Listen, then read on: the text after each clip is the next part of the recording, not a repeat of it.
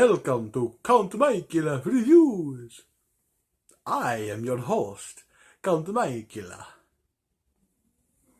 And today's film that I will be doing my review on will be a 1985 werewolf movie starring Corey Haines and Gary Busey, based on a short story written by the master of all horror literature, Stephen King. Today's film will be Silver Bullet. Now let's watch the trailer.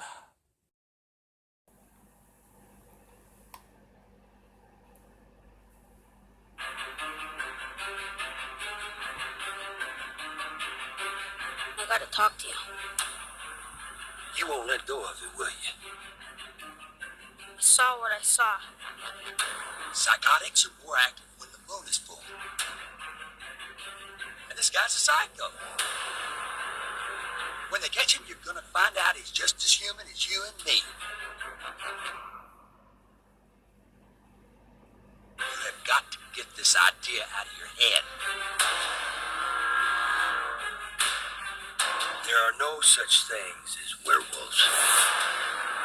The Bible tells us to fear the terror of the beast. I am scared to death. What are we gonna do? I think I know. I want you to turn this into a silver bullet. Heck, you're gonna shoot a 44 bullet at anyway. Ain't not a silver. How about a werewolf? The moon is full. You better watch it. I think he's going to come after me. Are you ready? You see how all things serve the will and the mind of God. You see, you meddling little Help me, please!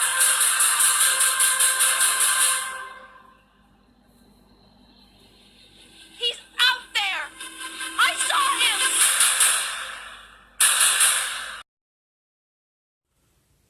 The film Silver Bullet stars Corey Haim, Gary Busey, and is based off of a short film written by the master of horror, Stephen King.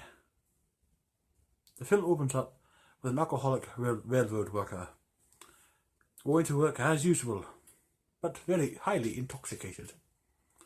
He then stumbles upon a pair of very unusually large footprints. Bigfoot, are you in this movie? Bigfoot? No? Okay. He then thinks that, oh, it's just because I'm in a drunken stupor. I'm an alcoholic and I am full of alcohol. That is why I'm seeing these gigantic footprints in the ground before me. When just then, the werewolf decapitates him, but the death is perceived and assumed by the local police department as an accident, because he was a very well-known local town alcoholic. So it was very well assumed that he may have passed out while at work and was decapitated by the wheel of a locomotive. We cut to the very next day, a church picnic, where the town sheriff is there, the local pastor, Reverend Lowe, is there, and a lot of the townsfolk are there. We then meet Marty, an 11-year-old paraplegic brother. He is a brother to his sister has been ordered to go look for him. But his friend is a very big troublemaker who finds a little garden snake and decides to pull a prank on Marty's sister. He climbed a tree and holds the snake down by its tail in order to scare her. It irks and she stumbles back, falling on the ground, ripping her pantyhose, to which she then curses at her brother Marty for not helping her. Although Marty is a paraplegic, so it's not like he could have gotten up to help his sister avoid the prank anyway, or to tell his friend. All he could do was tell his friend to stop. That's all he could do. And verbal commands to a brat like his first friend do not work very easily. But she then scares her again as she stumbles into a mud puddle, a water puddle full of mud, which in turn ruins her outfit. She then runs off, crying and full of anger and rage. We then see a woman dragging a man to a park bench, telling her that the baby is his, and that he's claiming, no, this child is not mine, it is not my child. Think of all the happy times, and be well with yourself. She then sits there and cries, because she's pregnant, and she is single. That night at her home, she decides to commit suicide, as to not bring a child into this world, and not have a father to take care of it with her. And as we all know, suicide is a sin in the eyes of the church. And it's as if this werewolf was sent by God himself. He bashes through her bedroom window as her mother sits downstairs and begins to tear her to pieces, with blood everywhere. Oh, the one thing I can attest that I love about werewolves is that they know how to draw blood. What was I saying? Oh, I was trailing off into a deluge of blood. Sorry about that. The mother hears the crashing and the banging and the smashing and the cries of help from her poor daughter, who is being torn to pieces upstairs. She then digs, what seems like forever, in the desk drawer for a pistol. She then finds the pistol and goes upstairs. She turns on the lights in her daughter's bedroom, only to find that her daughter lay there dead, covered in, oh, sweet delectable blood. She drops the gun and screams in horror. Before her is her daughter, sprawled across the bed, ripped open, blood everywhere. The room torn to pieces. It's a sight to behold. And yes, you might know that my commentaries in terms of horror films would be much more darker and much more graphic and full of black, dark humour. Unlike other people who do reviews, like Dr. Woofula. He is one person I can agree with, because he's not a werewolf, he is a woofy light. But go subscribe to Dr. Woofula while you're at it. His channel link will be in my description box in the pinned comment in this section. His commentaries and reviews are more humorous, more funny. I tend to keep with my usual spiel, and that is to keep the horror genre more dark, more black and gory, as it should be. Now back to my review.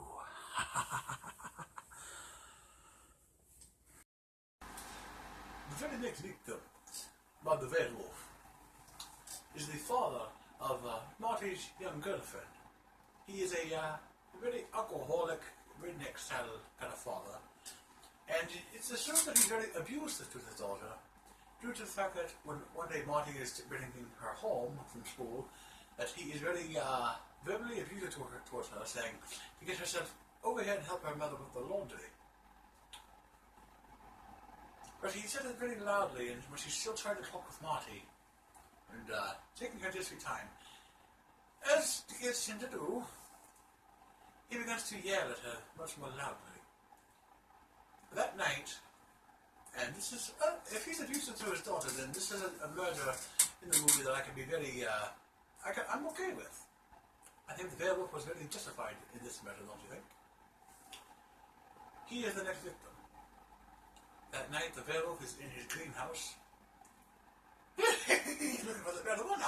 Marijuana. I joke. I make jokes.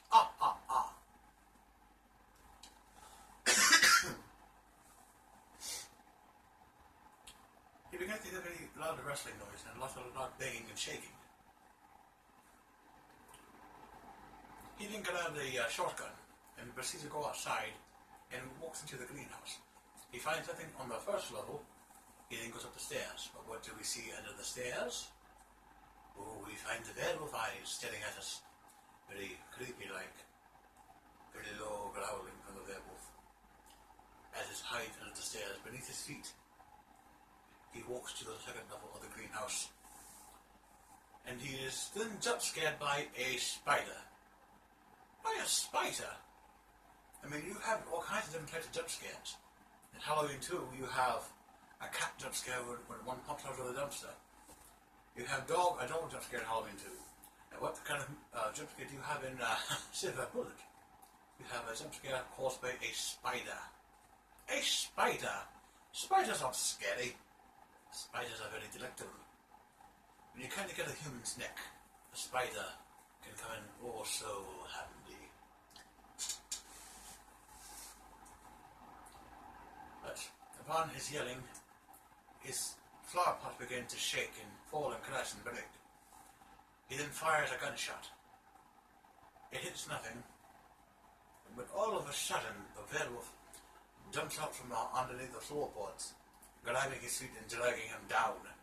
He then slumps forward and is impaled on a broken 2x4, killing him instantly. Yes, yeah, I thought werewolves were supposed to attack their victims and make them werewolves. All this seems to be doing is murdering them, because you're supposed to be attacked, and if you survive the attack, you're supposed to become one, but this werewolf acting as if it's supposed to be the only werewolf. Every time it attacks them, it makes sure that they're dead. It tears them apart, it makes sure that they can't come back. I mean, are we having a little personality issue, Mr. Werewolf? A little inferiority complex? You have to be the only werewolf in the town? I mean, come on. There's always room for more than one. There's room for two. Two is company. Now, I can believe three can be a crowd, but there's always room for two, because two is company. You gotta at least have a partner.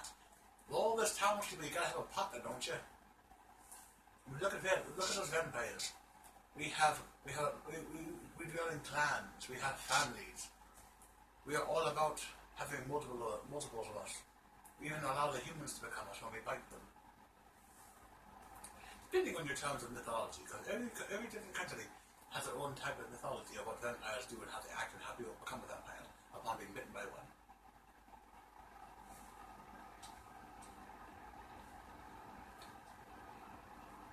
And that also is a reference to a TV series I might do a review on one day. And please forgive my vocalization. I'm fighting off a bit of a cold. So my vampire accent, I am from Pennsylvania after all, might be a little slurred and a little lisp because I'm fighting off a very bad cold. It's also why there hasn't been a video on this channel from Mikey Films in over 2 days. He is relatively sick. He has a bit of a pain in the neck. It's very unusual. He never has a sharp pain in his neck, however what caused it.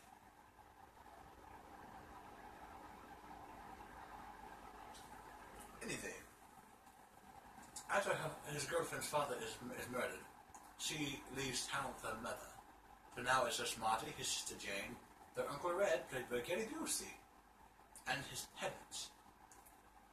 Now, because of all the murders, people are beginning to look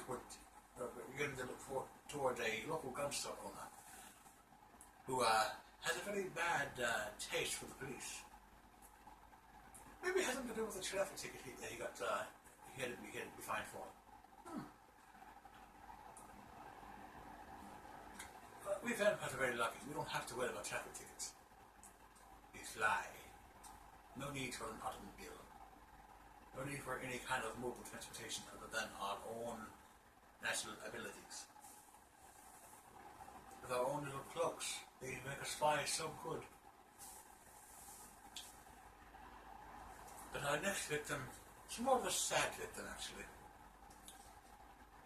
I applaud the filmmakers for making this death scene happen off screen and not show the body. I applaud them for their effort to make it. To make sure that you know that the character is dead, but you don't see it happen and you don't see the body. But you do see the blood, in a way. The next victim is Marty's best friend, Brady. He and Marty are out flying kites. Marty's kite is stuck in a tree and he is forced to climb on the tree branch out of his wheelchair to get the kite. He's late for supper, so his mother has sent his sister Jane out to look for him. She finds him, helps him out of the tree onto his wheelchair, and takes him home. But his friend Brady, on the other hand, stays up late, far too late, flying his kite. And off screen at some point is brutally murdered. He is ripped to pieces. there's a bar scene going on. The father, the town, another town alcoholic who also happens to be that local gun store owner, is now trying to get into a physical altercation with the sheriff's deputy at the bar. When all of a sudden, the father of Brady comes in saying, "Has anyone seen my child? Has anyone seen my son?"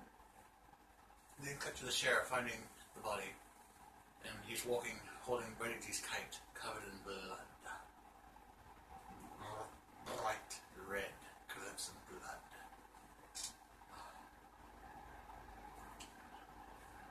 He's saying a prayer he's saying a Christian prayer because he's not used to seeing the sight of a young child of age 12 to 13 being so brutally murdered as being practically unrecognizable. The next scene we see is Marty and his family attending Brady's funeral, and how Pastor Lowe, Reverend Lowe, if you will, is trying to comfort them and try to make the hospital people feel very at ease. And it's because of this most recent murder of a child that the fairground has been closed and the fireworks have been cancelled. That people are beginning to pack up and leave town for their own safety.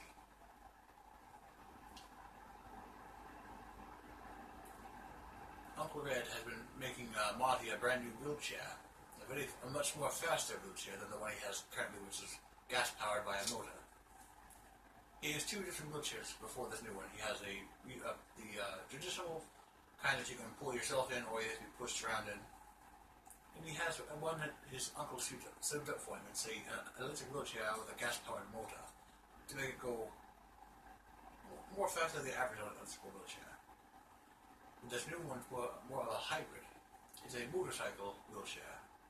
It's got the body and build of a motorcycle, but it's got the seating of a wheelchair. The name of this film is called Silver Bullet for two reasons. One, as we all know, a silver bullet is what we need to do to kill a werewolf. But the silver bullet is also the name of Marty's wheelchair. And so happens to be the same name he gave to his new wheelchair. It's what you could also call Silver Bullet 2.0. Because Silver Bullet got an upgrade. He takes it for a spin, and when he comes back, it's time for the family barbecue. He and Uncle Red and the family are all eating. Uncle Red says he has to go. He has Marty walk into his car. Uncle Red then gives him a bag of fireworks because the werewolf attacks, as from what Monty is thinking, because Monty believes it's a werewolf attack at this point. Uncle Red thinks he's just some crazy guy who's...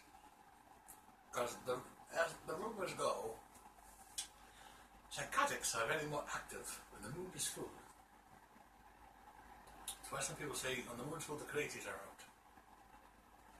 So Uncle Red believes it's just some crazy guy who's gone mad during a full moon and is killing the people of the town. Yes, Uncle Red. Yes. A human being can rip a person apart. Can literally rip them open and rip everything off. Of course, Uncle Red. It's only a crazy psychotic. Who do you think it is? The psychopathism of Wolverine? But he gives Monty a big brown bag of fireworks and tells him to save the last one for last. It's special. It's a rocket. Monty then drives to the local park on the wooden bridge, and he's lighting the fireworks. The werewolf is across the lake, across the pond, watching him from the bushes, hiding in the shadows at night. He's lighting off fireworks, and slowly the werewolf is creeping up on Marty, approaching the bridge.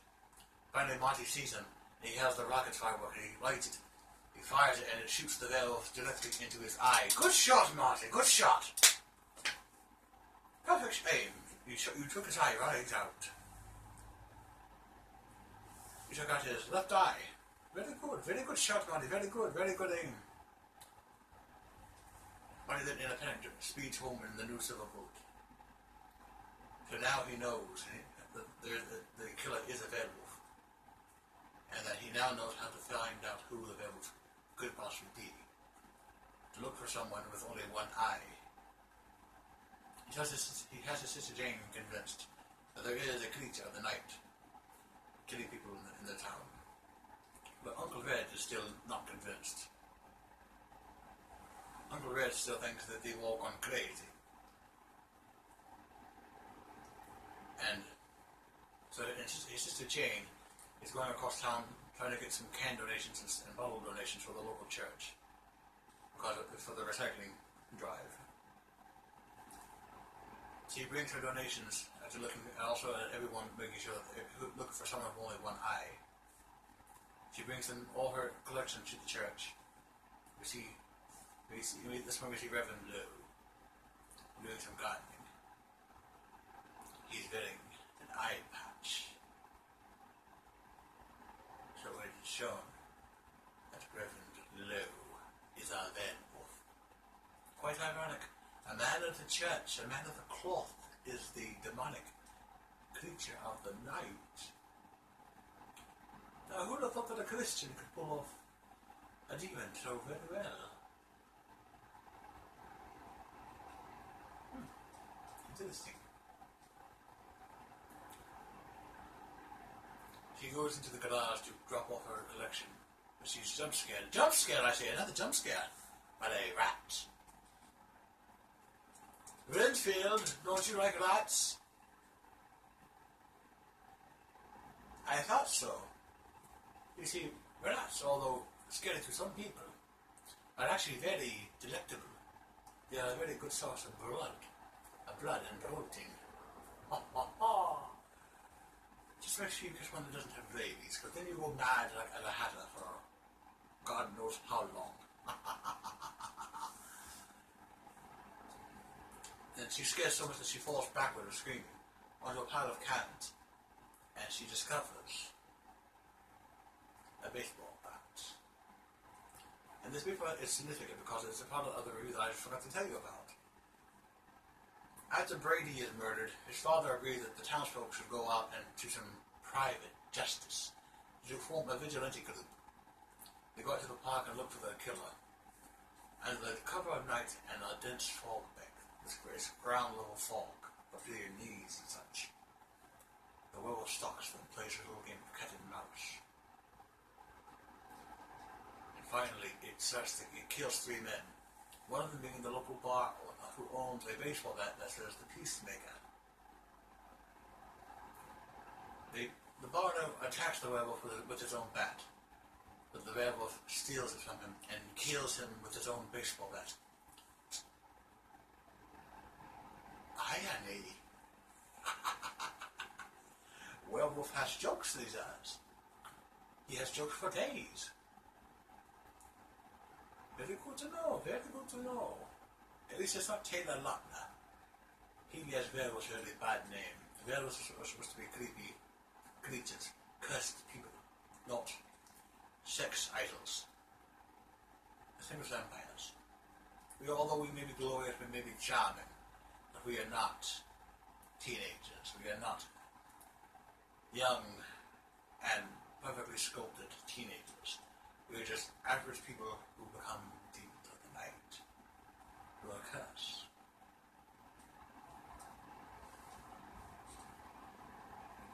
She sees this baseball bat that has claw marks and chew marks, and it says the Peacemaker. And Reverend Lowe comes in to see if she's alright. You see she only has one eye, and she makes up an excuse to not stay or go home with him. She runs home as quick as she can to tell Marty. Her and Marty then begin to send him letters telling him to kill himself. This angers him. His mental state already altered because of the curse and the fact that he's been disfigured by a firework. But these constant threats for Marty and Jane for him to kill himself, knowing he is a Christian, drive him absolutely mad. And one day Marty is going home while on the silver bullet, and Reverend Lowe tries to run him off the bridge. He manages to escape the bridge and goes under a condemned covered bridge. Reverend Lowe then corners Marty in the covered bridge and says, "You meddling little shit! You should let me alone." Explaining that he cannot kill himself because his religion teaches it is the highest sin that a human can commit. But are we sure that suicide is beneath murder, Reverend? Are we sure that suicide is not as bad as committing mass murder? Let's say you killed a drunk, you killed a child, you killed 2 children because the woman you killed was pregnant. And you killed an abusive man. I'm okay with that because that guy was abusive. So if we've killed like 4 people, Yeah, 4 people. No, 5. You killed 5 people. But yet, no, suicide is the most dreadful sin you can commit. At the top of it tops murder, especially mass murder. Saying that he is doing God's will. I don't think God is telling you to go out and commit murder. I don't think he's telling you to kill these people. You're going to burn in hell, Reverend.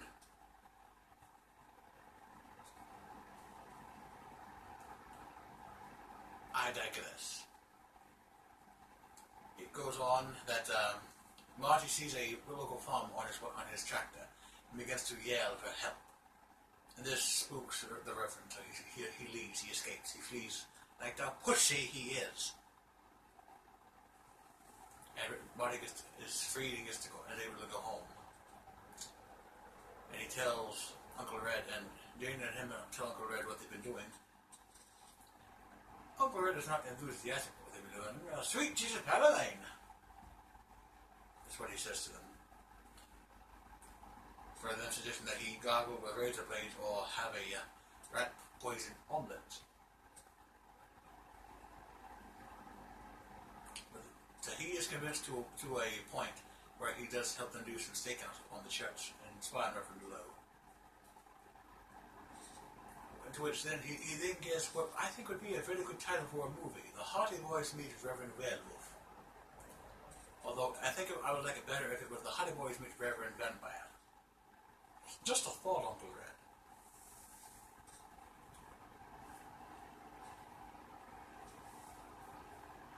And then they tell Uncle Red to take their pure silver pendants and have them made into a silver bullet. Ooh, silver bullet.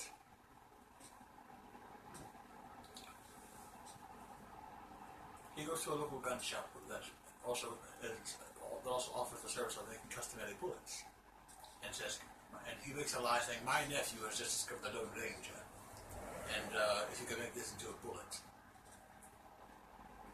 To which this guy does. He is known to be a craftsman of military arsenals, to be one of the best bullet makers in the town. He makes the most beautiful, perfect-looking silver bullet ever crafted. So what he declares is a work of art. So now they have the silver bullet. It's a 45 caliber silver bullet. He then goes home, and that night they are waiting for the werewolf. But the parents have gone home. It's Halloween night, and Uncle Red has made up a lie saying he's won a sweepstake after his girlfriend left. And so he's free to watch the kids while the parents are away. Perfect timing for the werewolf to show up and for the final fight to happen. But the werewolf is not really punctual on time, and he takes his sweet time to show up to Marty's little home.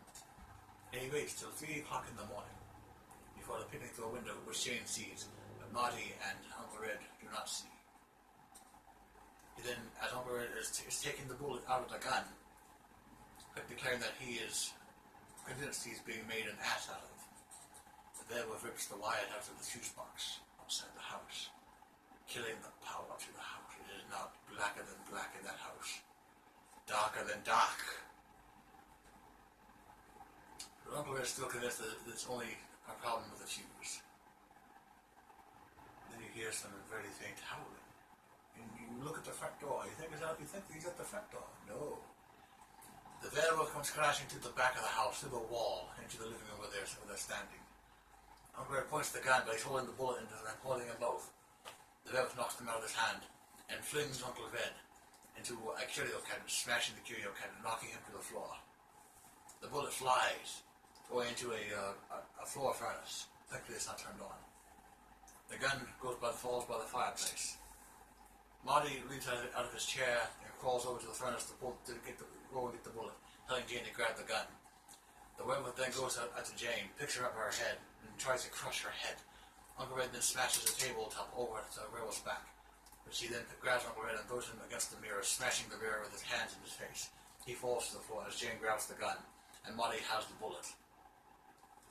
Marty takes the bullet, loads it in the chamber, locks it up, pulls the hammer back. He points at the werewolf, and he shoots, and he blows up the werewolf's other eye. It's very poetic, very poetic. werewolf grabs his eye and stumbles, knocking things off the fireplace before falling, and begins to transform back into the Reverend. Uncle Red, still alive, badly hurt, picks himself up and goes over to cuddle with the children to comfort them. As they all three watch in horror as the werewolf becomes Reverend Lowe again. Then one final jump scare from the werewolf. Reverend Lowe slumped over, dead. As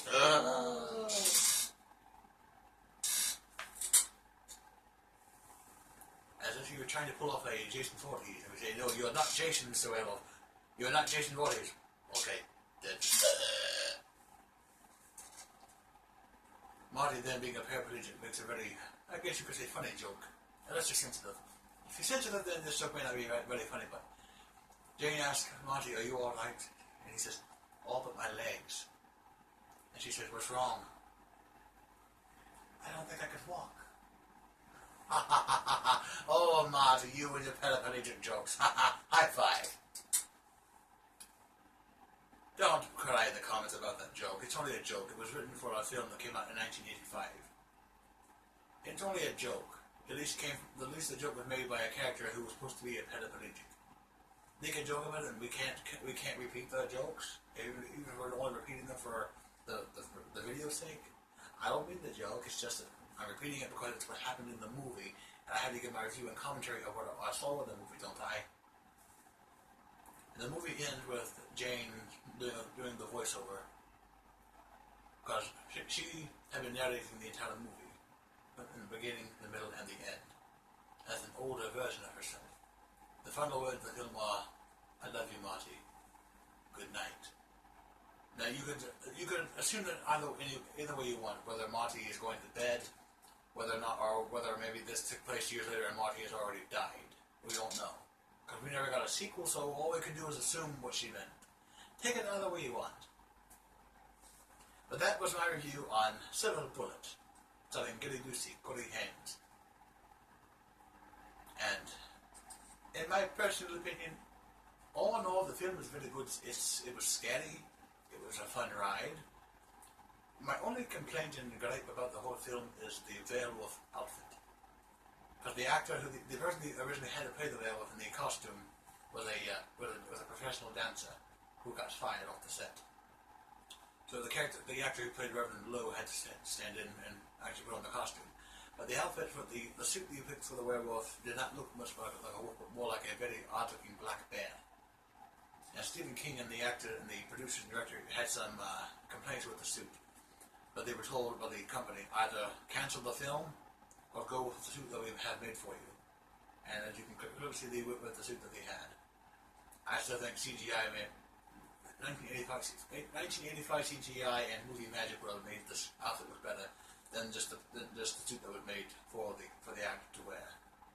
But other than that outfit, all in all, a very good movie. Very good and very well worth a watch. I give Silver Bullet a 9 out of 10 because of the werewolf outfit. And I will see you all in my next review.